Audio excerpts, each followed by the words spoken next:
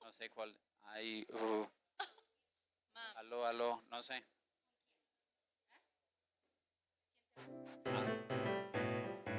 Bueno, muy buenos días. Bienvenidos a la iglesia Esperanza. Gracias por llegar. Vamos a ponernos de pie, vamos a orar y comenzar a alabar a nuestro Dios y Salvador. Señor, te amo, gracias por este día. Gracias por tu amor para con nosotros, que aún siendo pecadores, tú moriste por nosotros. Traiste la salvación, lo que es imposible para nosotros, tú lo hiciste, tú lo lograste para darnos vida eterna contigo, Señor. Te pido que nuestra alabanza sea para tu gloria, que dejamos las distracciones de este mundo, los afanes, las preocupaciones para enfocarnos 100% en ti, agradeciéndote, entregándonos totalmente a ti. Gracias por tu sacrificio, que viniste al mundo por eso. Te amamos en el nombre de Jesús. Amén.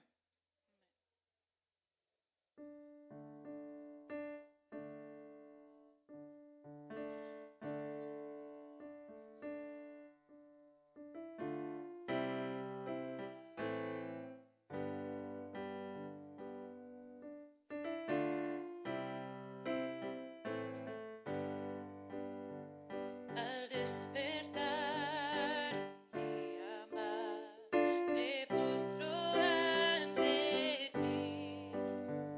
Oh Dios de amor, fuerza me das, aliento y vida en mí. Tú eres dueño de mi ser, me fortaleces con poder, renuévame y susténtame, la gloria sea a ti. Al continuar en mi ahora, te quiero agradar. Si enfrento prueba o tentación, me aferro a tu verdad. Que todo esfuerzo de mi ser refleja a Cristo, el digno Rey. Ofrenda viva quiero ser, la gloria sea a ti.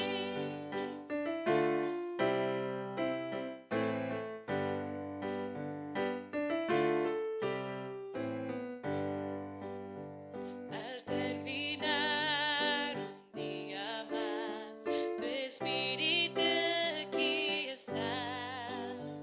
Y si mi fuerza de fallar, bondades nuevas hay. Descanso en mí, habita en mí, hasta obtener victoria al fin. Sin más dolor, sin más sufrir, la gloria sea a ti. Descanso en ti, habita en mí, hasta obtener victoria al fin. Sin más dolor, sin más sufrir, la gloria sea a ti. La gloria sea a ti, que sea solo a ti.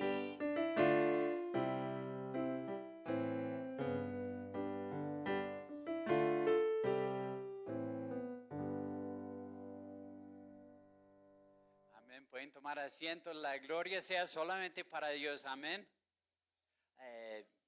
Bienvenidos otra vez a la Iglesia Esperanza Viva. Algunos anuncios, bueno, los típicos que si no saben cuáles son ahora, creo que hay que prestar más atención a los anuncios, ¿no? No, mentira. La iglesia siempre estamos aquí sin falta Los domingos a las 11 tenemos las clases bíblicas, la escuela dominical a las 9:30, para que nos acompañes también. No se olviden, los miércoles tenemos estudio bíblico aquí en la iglesia de 7 a 8 de la noche. Pasamos buen tiempo, aunque seamos pocos, de vez en cuando. Siempre aprendemos. Estamos terminamos de ver la conversación de Jesús con Nicodemo, y este miércoles que viene entramos en la conversación que Jesús tenía con la mujer samaritana al lado del pozo. Entonces, para que vengas y nos acompañes al final, siempre tomamos peticiones y oramos los unos por los otros. Entonces es un buen tiempo de ánimo, de comunión entre nosotros aquí en la iglesia. Los sábados también hay clase para club de niños de 3 a 5, y después el grupo de jóvenes de 13 años hasta los 18. Estamos aquí a las 5, y cada otro domingo hay grupo de universitarios que no tenemos hoy sino el otro. En 2 domingos, Camilo, no sé si tiene el anuncio nuevo. Vamos a tener otra noche de escatología aquí en la iglesia. Hicimos uno hace como 2 meses hablando pues echando los bases para entender pasajes de escatología, y como habíamos terminado el discurso olivético en Mateo 24 y 25, donde hemos estado hablando de los últimos tiempos, sino algo interesante en Mateo y en Apocalipsis. No habla nada de rapto, sino en la iglesia lo mencionamos muchas veces. Y en 2 domingos, el 26 de abril, vamos a tener una noche aquí de 5:30 a las 7, de 5:30 a las 6, simplemente para tener tiempo de comunión. Vengas a las 5:30 para tomar tinto. Vamos a tener un pequeño refrigerio, simplemente para conversar, hablar, tener tiempo. Y de 6 a 7, la idea de esa noche es mostrar cuáles son los pasajes que habla el rapto, y qué enseña la Biblia sobre el rapto. Realmente hay diferentes posturas en cuanto al rapto. Cuando hablamos de rapto, es decir, que Cristo viene para llevar su iglesia. Entonces vamos a hablar de cuándo sucede, cómo sucede, entonces poniendo la Biblia enfrente para ayudarnos a creer y tener la conclusión de qué es el rapto de la iglesia. Entonces hoy en dos semanas, hoy en 15, el 26 de abril a las 5:30. No se olviden de la canasta de amor, donde traemos elementos no perecederos para bendecir a una familia en necesidad. Entonces, no siendo más anuncios, nos ponemos de pie, vamos a saludarnos los unos a los otros y volvemos a cantar.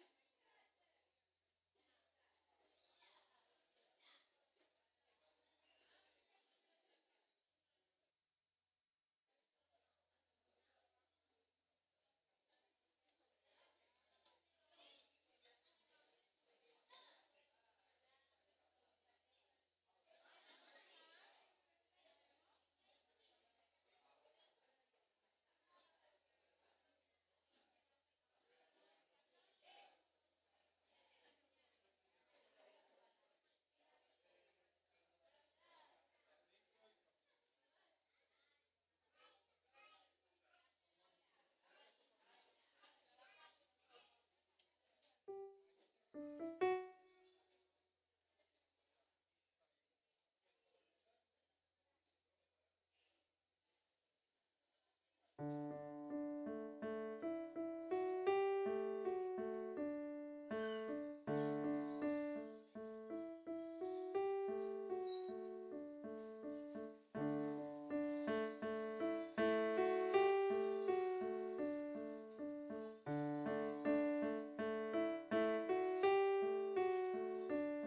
la oscuridad estaba toda la humanidad, hasta que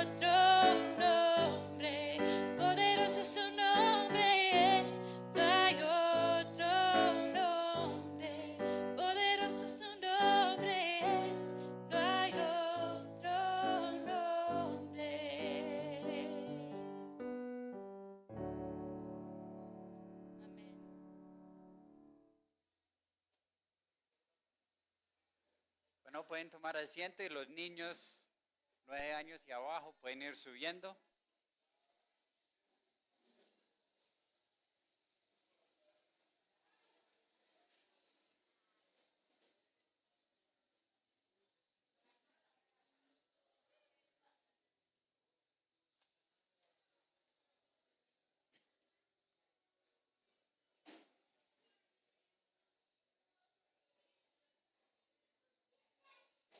Bueno, en las Biblias vamos abriendo las Biblias a Mateo 26. Hace 8 días terminamos el discurso olivético, un discurso largo, complejo, hablando de las cosas finales, el fin del mundo, la escatología. Y ahora en adelante encontramos, realmente son porciones pequeñas de los acontecimientos. Nos recordamos que estamos en la última semana de Jesús. Entró en Jerusalén con la entrada triunfal, pasando los días en medio de esa última semana, daba el discurso olivético. Y ahora en capítulo 26 comenzamos a ver el cumplimiento de las predicciones de Jesús. Recordamos en Mateo 20, versículo 18, él decía: ahora subimos a Jerusalén y el Hijo del Hombre será entregado en los principales sacerdotes y escribas y lo condenarán a muerte. Lo dijo de antemano: subamos a Jerusalén y me voy a entregar y me van a matar. Ahora los últimos 3 capítulos de Mateo 26, 27, 28 son esos eventos, todo lo que tiene que ver con los últimos días de Jesús. La última cena con sus discípulos, la traición de Judas, él orando en el jardín Getsemaní, el delante de Pilato, de todo lo que sucedió y el camino a la cruz. En Mateo 25 vimos el regreso glorioso de Jesús, algo que va a suceder en el futuro. Pero ahora capítulo 26, 27, veremos a Jesús sufriendo. Veremos a Jesús humillado. Y al final capítulo 28, restaurado a la vida. Estamos moviéndonos al clímax del libro, ¿no? La muerte, la crucifixión de nuestro Salvador. El enfoque está totalmente sobre Él, en el camino a la cruz. Pero en medio de todos esos eventos que tanto conocemos, apenas tuvimos la Semana Santa, el domingo de la resurrección, recordando esos eventos que vamos a estar viendo en el próximo, creo que 2 meses o algo así. Pero en medio de todo esto no queremos, creo que hay otras cosas que el texto quiere mostrarnos. Y no solamente es el sacrificio de Jesús, del Hijo de Dios, sino también vemos la manera que la gente está respondiendo a Él.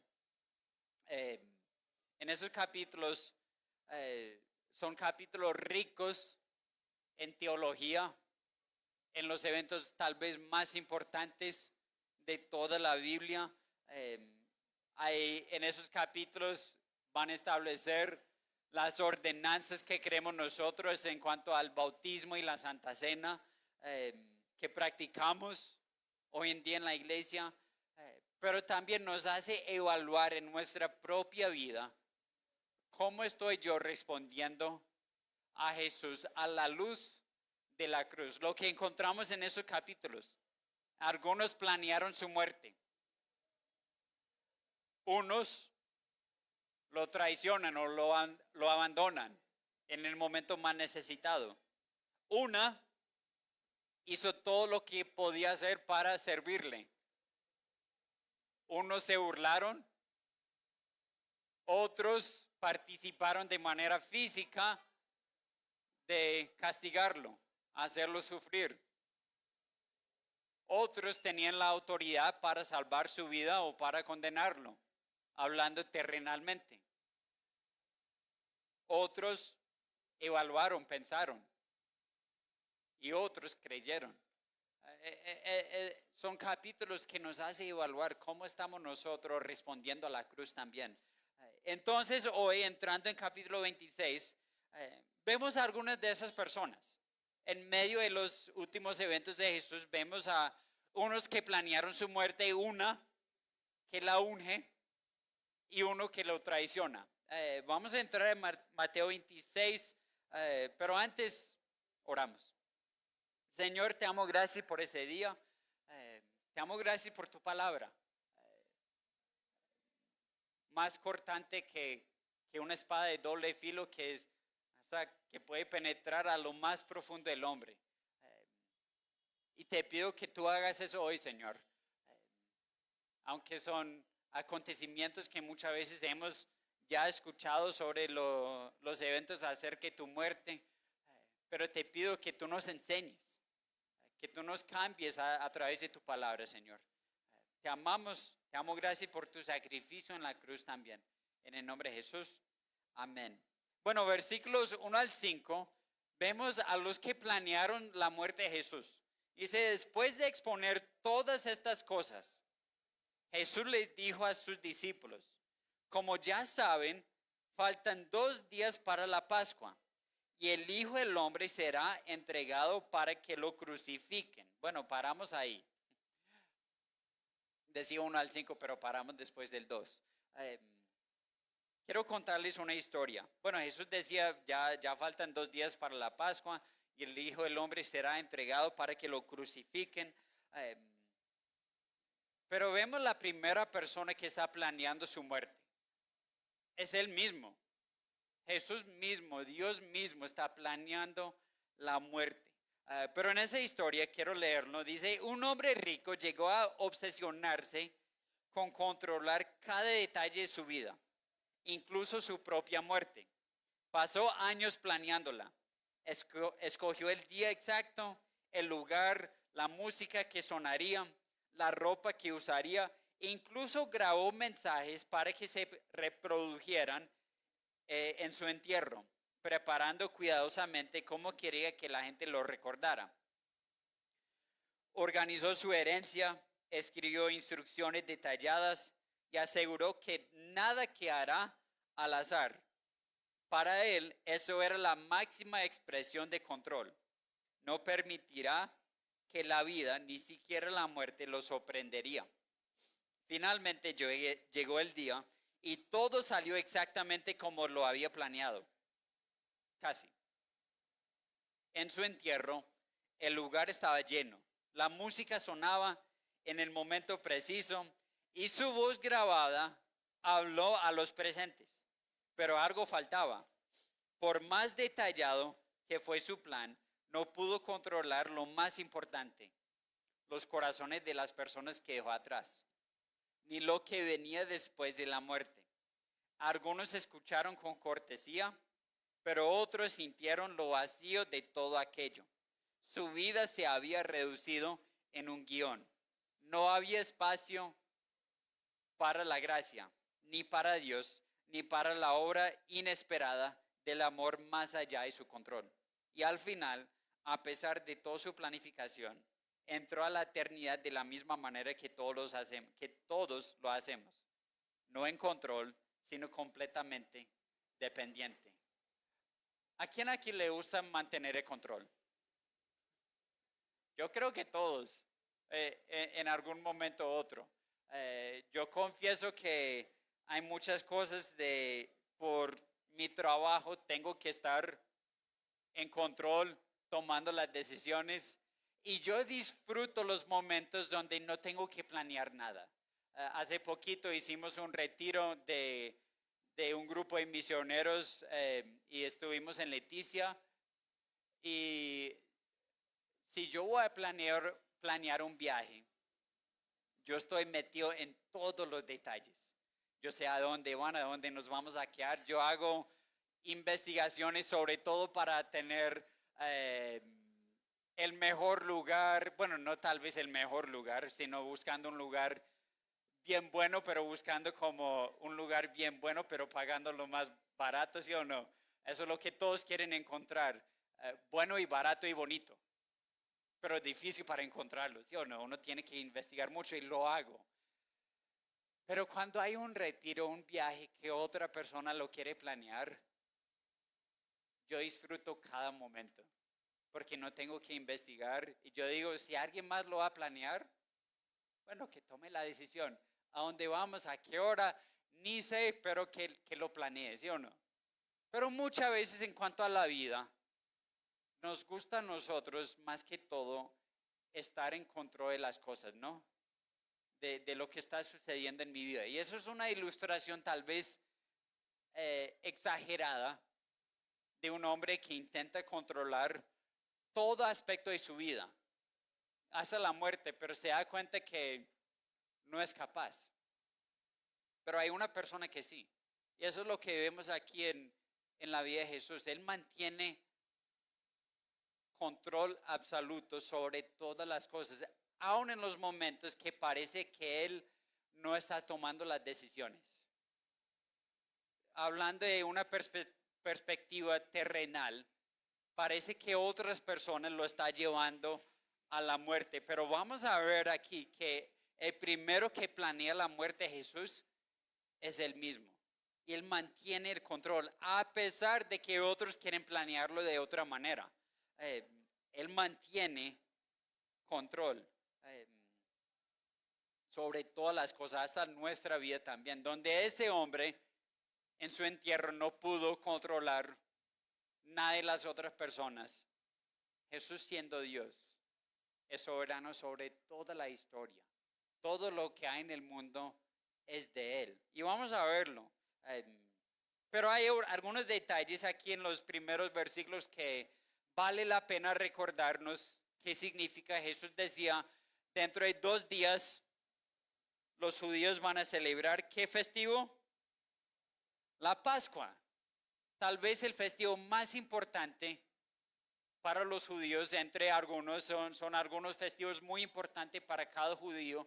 Y la Pascua era el festivo donde ellos recordaron su liberación de la esclavitud de Egipto, donde ellos pasaron 400 años en esclavitud y Dios los liberó.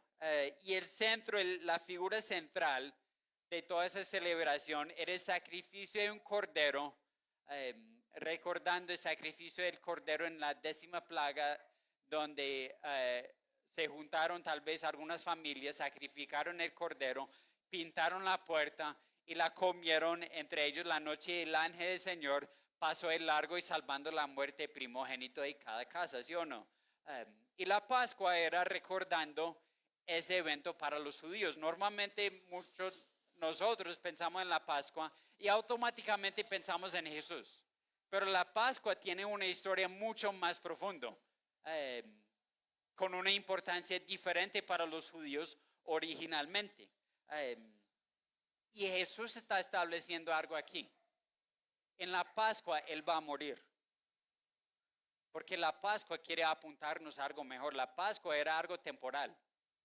Era algo para mientras tanto, pero viene el Cordero Pascual, ¿sí o no? El Cordero perfecto, el último sacrificio, una vez para siempre.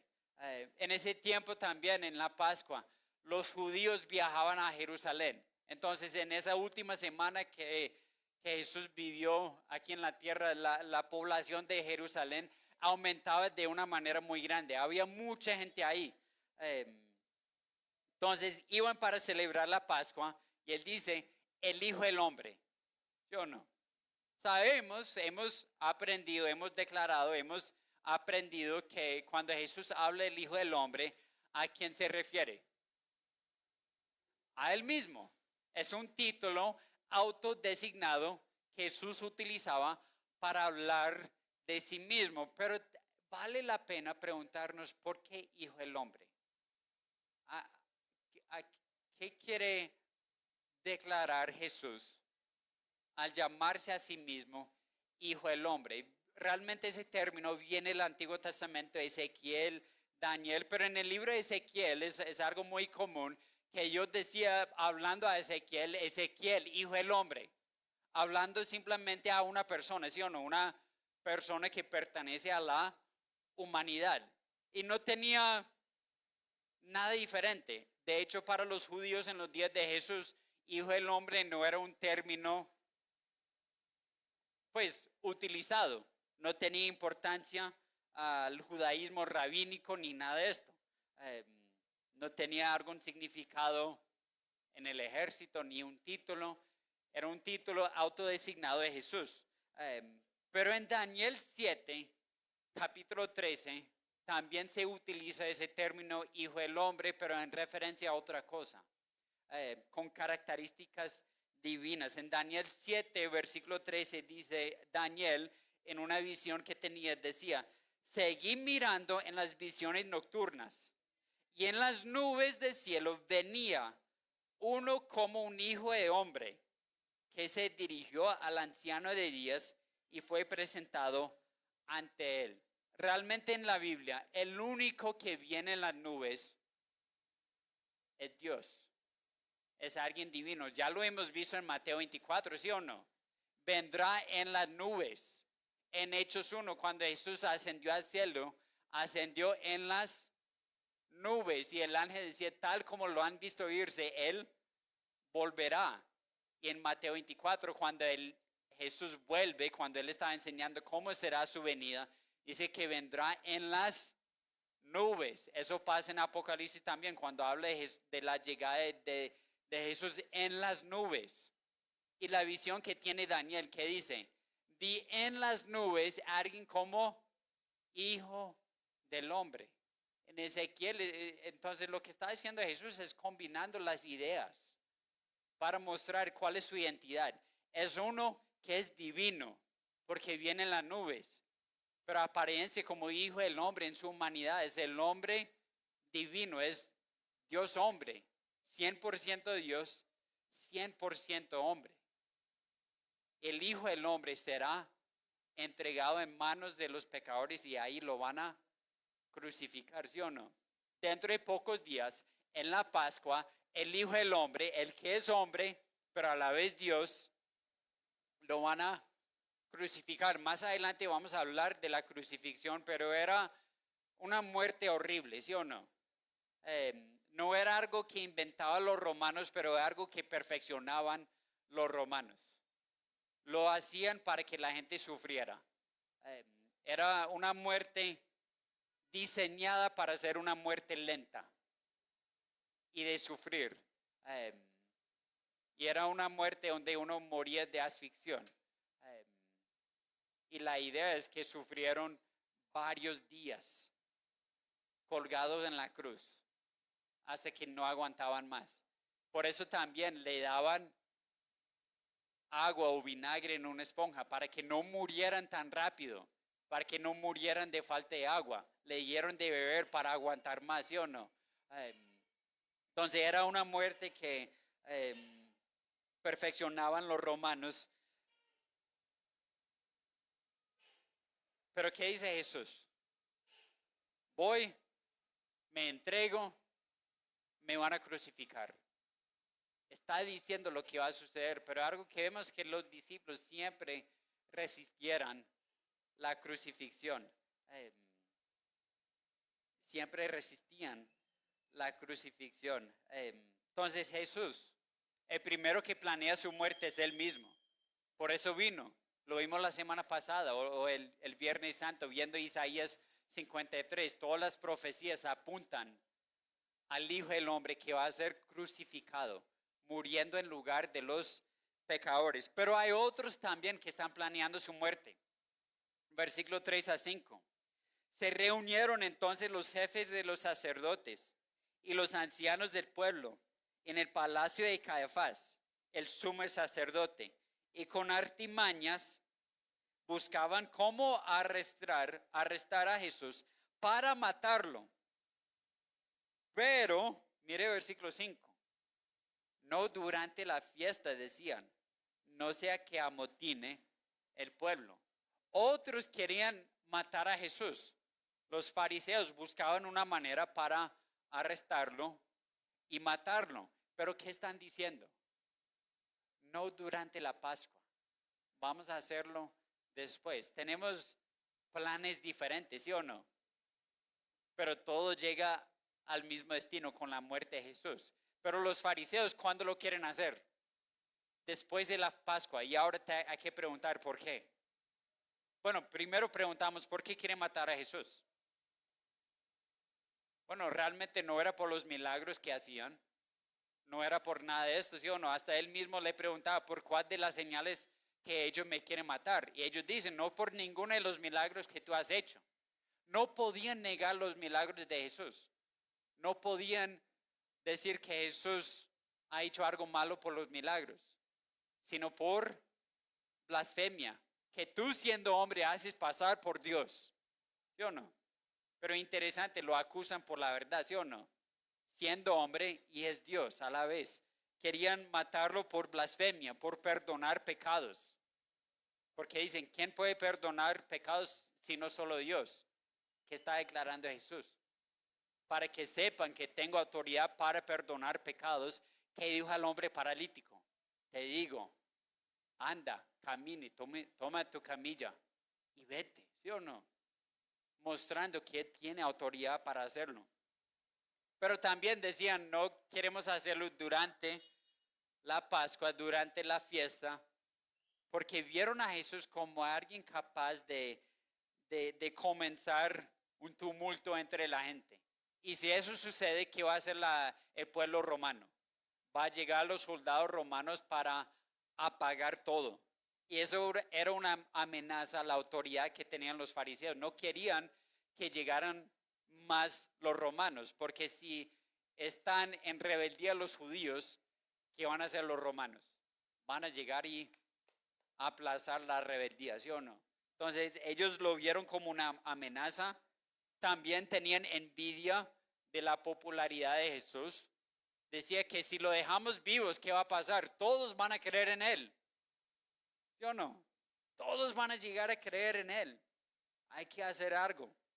También Jesús los había avergonzado. Hacían pregunta tras pregunta intentando atraparlo. Lo hemos visto, ¿sí o no? Pero cuando Jesús contestaba todas las preguntas que dice después, nadie más después le hizo más preguntas.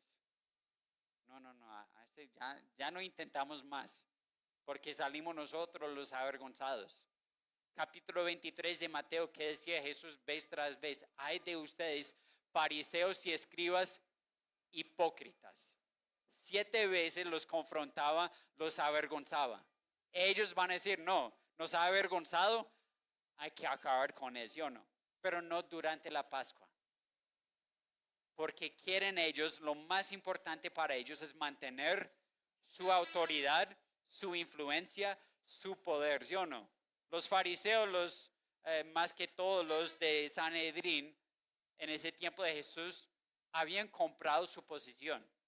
Habían comprado su posición con la gente romana, diciendo que van a estar en autoridad. Miren, en el libro de Juan, tal vez eso vale la pena ver ese versículo. En Juan capítulo 11, versículo 48, eso es donde lo vemos enseguida, pero 48. Caifás diciendo después de que Jesús había resucitado a Lázaro, decía, si lo dejamos seguir así, todos van a creer en él. Y vendrán los romanos y acabarán con nuestro lugar sagrado e incluso con nuestra nación. ¿Qué es lo que más temían los fariseos? Perder su posición. Y si tenían que matar a Jesús para mantener su posición de autoridad, lo iban a hacer, ¿sí o no?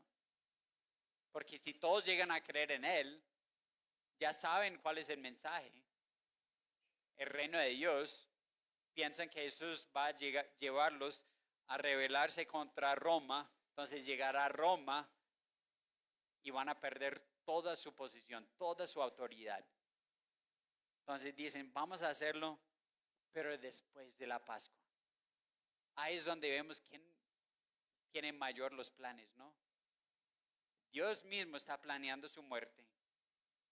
Y otros que están haciendo lo mismo, pero tienen un tiempo diferente.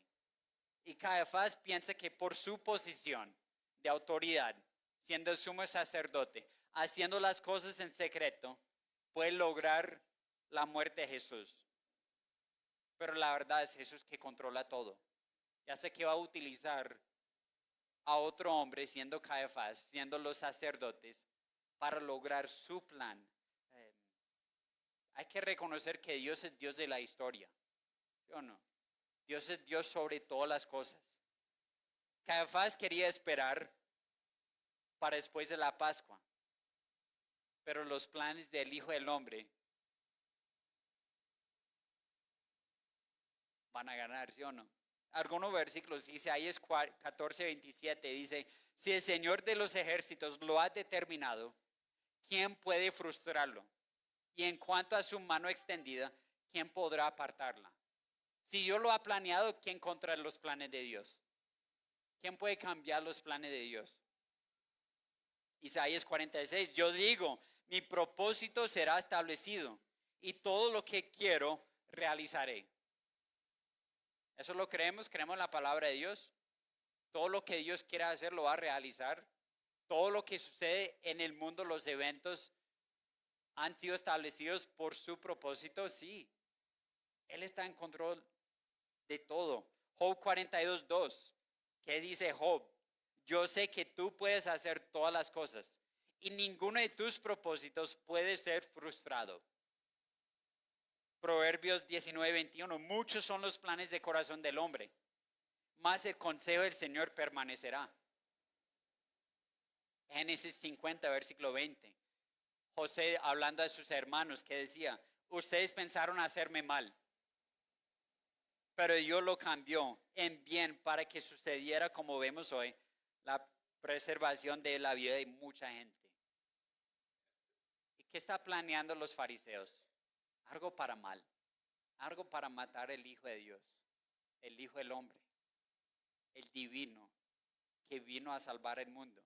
Lo que ellos planearon para mal, Dios lo está utilizando para rescatar la vida de muchas personas, ¿sí o no? Y la realidad, lo interesante es, lo único que lograron los fariseos y Caifás era su propia ruina.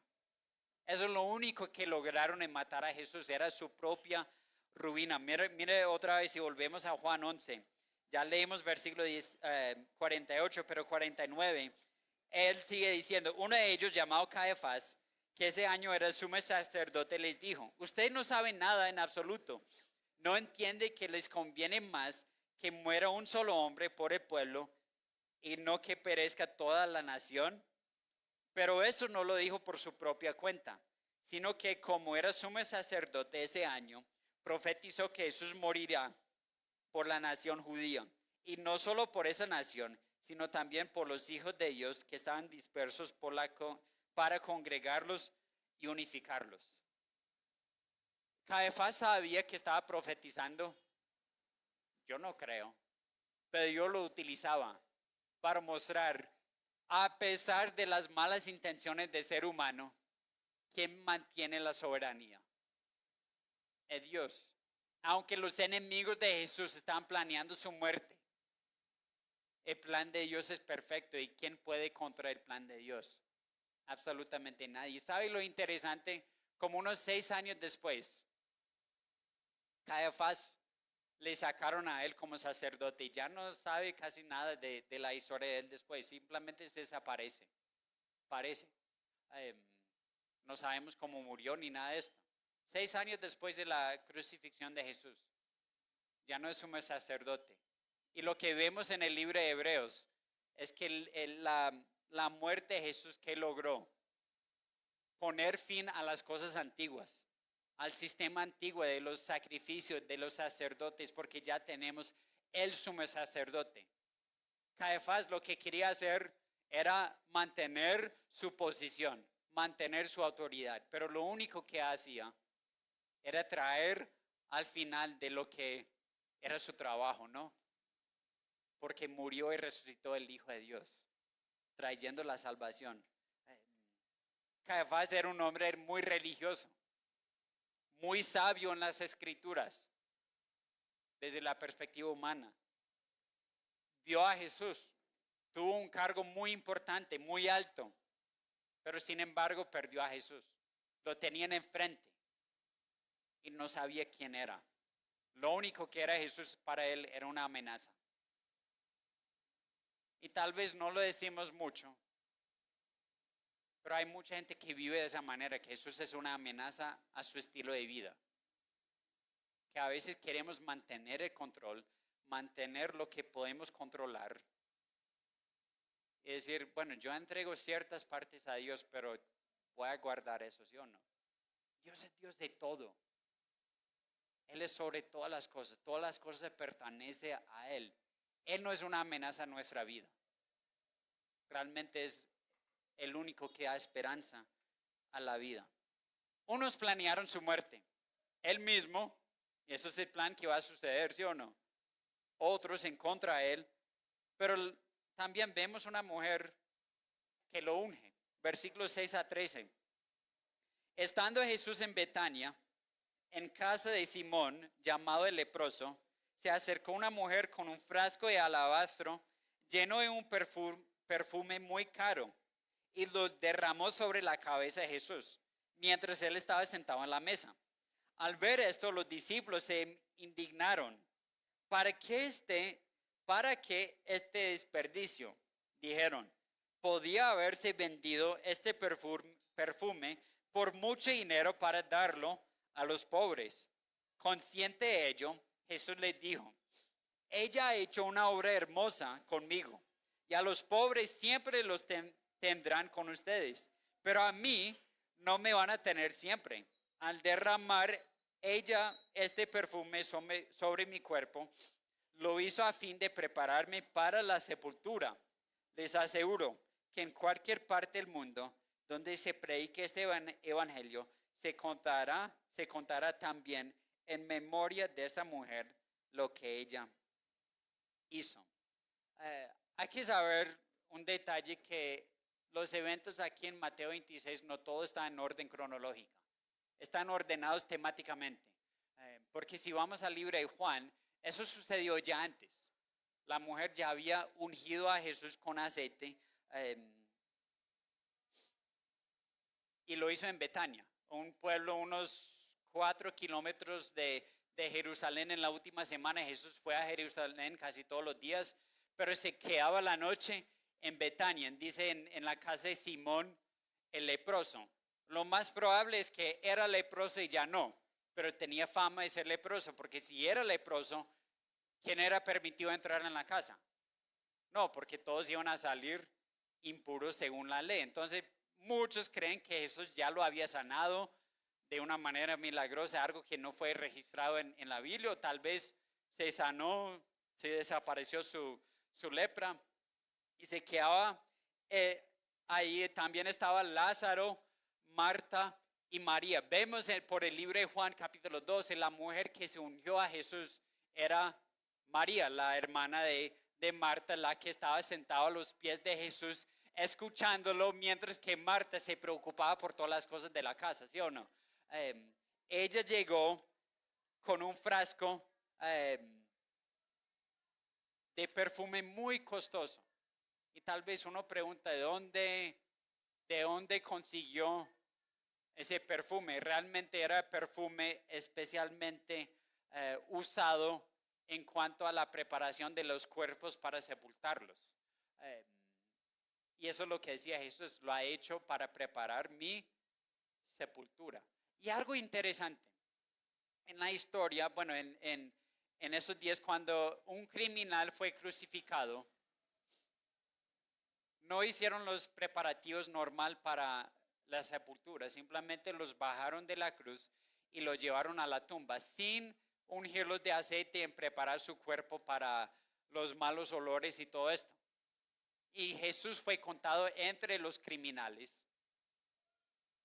pero la mujer llegó antes de su muerte para preparar su cuerpo, ¿sí o no?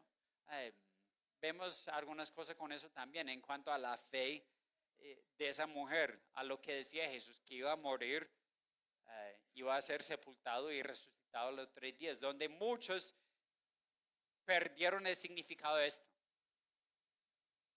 Parece que ella había escuchado las palabras de Jesús, sabía que él iba a la muerte, ¿sí o no? Él ya le había dicho en Juan 11, yo soy la resurrección y la vida. Yo no. Crees en mí, vivirás. Voy a Jerusalén, me van a matar, me van a sepultar. Y ella llega escuchando eso y pensando, ¿qué es lo que puedo hacer por mi Señor antes? Y tenía el perfume muy costoso. ¿Dónde lo había conseguido? Bueno, vemos en la Biblia que Lázaro, Marta y María parece que viene de una familia que tenía recursos. Era una familia rica. Su hermano ya había muerto una vez. Jesús lo resucitó. Tal vez ya habían comprado el perfume en preparación de su hermano y se quedaba, sobraba. Y ella estaba utilizando algo muy costoso. También en el libro de Juan vemos que lo que utilizaba costaba 300 dinari. Y eso es decir, un año de ganancias. En un frasco de perfume, eso es lo que uno podría ganar en un año. Si ustedes tuvieron ese frasco, ¿qué harían con eso? ¿Lo van a echar sobre una persona? No, yo creo que si tenemos algo que vale un año de trabajo, yo lo vendo también, ¿sí o no? Yo pienso, no, ¿qué voy a hacer con perfume en un frasco, sí o no? No, mejor venderlo y utilizar las cosas. Pero ella busca lo que es más costoso en servicio a su Señor. Ella lo utilizó para él, para Jesús. Pero ¿qué dice? ¿Cómo respondieron los discípulos? Dice, se indignaron, diciendo, ¿qué está haciendo? Eso lo podemos vender y entregarlo a los pobres. Y ellos habían escuchado a Jesús, ellos habían vivido con Jesús 3 años. No era normal para ellos ver algo tan lujoso en la vida de Jesús. ¿Qué decía él? Yo no tengo ni siquiera donde recostar la cabeza. Él andaba de ahí para allá. ¿Sí o no? No era una vida lujosa de Jesús. Entonces, para ver que él estaba recibiendo de una manera abierta un regalo tan costoso, cuando era en su mentalidad mejor venderlo y entregarlo a los pobres, no es algo muy raro pensar que eso iba a ser el pensamiento de ellos. Pero otra vez vemos en Juan, ¿quién era el principal de esa idea? Comenzaba con Judas. ¿Por qué no vendemos y entregarlo a los pobres? Pero hay otro detalle de Judas. Él era el tesorero de todo el grupo. Él estaba encargado de la caja de plata. ¿Y qué hacía él con la caja de plata? Iba a su bolsillo. ¿Sí o no? Entonces Judas, vamos a hablar de Judas en algunas semanas, en un par de semanas. No alcanzamos hoy. Pero era ladrón. No estaba pensando en los pobres, estaba pensando en sí mismo. Y parece que los otros discípulos siguieron la cuenta. Siguieron el corriente, perdón. No por entregar a su propio bolsillo, pero pensando, ¿qué está haciendo Jesús? Hay otra cosa mejor que podemos hacer. Y es algo interesante lo que dice Jesús. Mire, siempre van a tener pobres con ustedes. ¿Es que Jesús está menospreciando a los pobres? No, simplemente está diciendo, pero no siempre me van a tener a mí. Y en vez de enfocarse en los pobres, Jesús se enfoca en el servicio de la mujer. Lo que ella sacrificó para su Señor y Salvador. Y es decir, lo ha hecho en preparación de mi muerte. Ella es un contraste muy grande a los discípulos, donde ellos se indignaron, donde los fariseos quieren matar a Jesús, donde la gran mayoría de la gente no habían entendido las palabras de Jesús, que voy a Jerusalén y me van a matar. Ella actuó con fe, preparó su cuerpo antes, donde ellos se preocupaban por las ganancias. La preocupación de ella era su Salvador, en hacer todo lo que ella podía en servicio a Él, sin importar cuánto le iba a costar. Hizo un sacrificio de amor y servicio a Dios. Respondió con fe y en alabanza, ¿sí o no? Hizo un sacrificio que cuesta. En Romanos 12 dice, no se conforman a ese mundo actual, sino sean transformados mediante la renovación de su muerte, de su mente, ¿no? Siendo un sacrificio bueno y agradable delante de Dios, ¿sí o no? Habla en nosotros vivir una vida en sacrificio a Dios. Si tengo que sacrificar algo, no es algo que es fácil, es algo que cuesta. En 2 Samuel capítulo 24, cuando David había pecado contra Dios, hizo un censo que no era permitido para él hacer, confiando en su fuerza militar en vez de confiar en Dios, contaba el pueblo y Dios le dio una opción. Dios decía, tú has pecado contra mí, ahora viene castigo, pero le voy a dar 3 opciones para escoger. Y el que escogió era unos días de una plaga contra todo el pueblo. Y murieron 70,000 personas en el pueblo. Y cuando llegó el ángel a Jerusalén, David fue a lo que se llama la era de un hombre Aruna y compró la era. La era es donde separaban el trigo de la paja. Y decía que tengo que hacer un sacrificio a Dios para arrepentirme, para pedir perdón y para que el ángel no llegue a Jerusalén. Y llega al hombre, el dueño de la era, y decía, mire David, mi rey, si quiere la era, te lo entrego. Haz el sacrificio, la madera, todo lo que necesitas para construir un altar, te lo doy sin costo. ¿Qué dice David? Yo no puedo hacer un sacrificio a Dios que no me cuesta nada. Yo le voy a pagar todo lo que cuesta la era, el sacrificio, la madera. Yo le pago todo, ¿sí o no? Eso no es la mentalidad, ¿sí o no? Si alguien dice voy a sacrificar algo a Dios, debería ser algo que cuesta, algo que es importante porque es para Dios, ¿sí o no? Dios merece lo mejor, no los sobres, ¿sí o no? Y eso es lo que ella hizo, un sacrificio pensando en su Señor, un contraste muy grande donde otros tenían mentalidad diferente. Ella estaba pensando, ¿qué es lo que puedo hacer por mi Señor y Salvador? Preparándolo para la muerte de antes, ¿sí o no? Parece que al final del día, cuando Jesús estaba en la cruz y había muerto, llegó 2 hombres para pedir el cuerpo de Jesús y no había tiempo para preparar su cuerpo. Lo bajaron, lo envolvieron y lo entraron en la tumba de una vez. Pero ¿qué había sucedido? Ya unos días antes, María llegó preparando su cuerpo con el perfume, preparándolo para la muerte, ¿no? ¿Cómo vamos a responder a la cruz? El mensaje de la salvación es una amenaza. Para muchas personas ha vuelto así. La gente piensa, si yo creo en Dios, tengo que cambiar muchas cosas y no quiero hacerlo, ¿sí o no? No, los creyentes tienen una vida muy aburrida. No pueden hacer esto, ni esto, ni esto, ni esto, y yo tengo que cambiar mucho, ¿sí o no? Ven a la muerte de Jesús como una amenaza. Pero realmente lo único que da la muerte de Jesús es esperanza. Nos da victoria, nos da libertad y nos llama a una vida en servicio, ¿sí o no? Si Cristo ha entregado todo por nosotros, hace su propia vida, ¿cómo respondemos? Debemos responder en sacrificio, ¿no? En vivir para Él. El último que vamos a ver en 2 semanas, vamos a contrastar a Judas con otros también, 2 hombres con una historia muy interesante en capítulo 26 y 27. Pero sabemos, Judas lo traiciona, ¿sí o no? Ese traicionero, uno de los apóstoles, pero aún en la traición de Jesús, todo fue parte del plan de Dios. En Hechos capítulo 2, cuando Pedro estaba predicando su primer sermón, decía en versículo 23, este fue entregado por el plan predeterminado y el previo conocimiento de Dios. Y ustedes lo clavaron en una cruz. Por manos de impíos lo mataron. Pero todo sucedió, ¿por qué?